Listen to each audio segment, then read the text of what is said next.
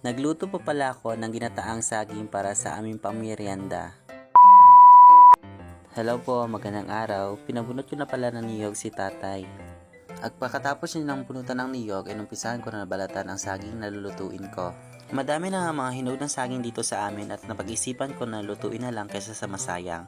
At ang sabi ko nga sa kapatid ko ay masarap ito kapag ginataan. Pinaghati-hati ko na pala ito sa dalawa para hindi naman masyado malaki at hindi naman masyado maliit, yung sakto lang at para din naman madali ito maluto. Hinugasan ko lang pala ito ng 2 beses. Pagkatapos ko ang hugasan ng saging, kinayod ko na pala ang niyog na pinabunutan ko kanina sa tatay ko. Piniga ko na pala ang niyog na kinayod ko kanina. Pinagsabi ko na pala ilagay ang gata at ang saging at naglagay ako ng konting asukal para pang dagdag lasa. Mas masarap sana ito kapag may sago pero hindi ako nakabili.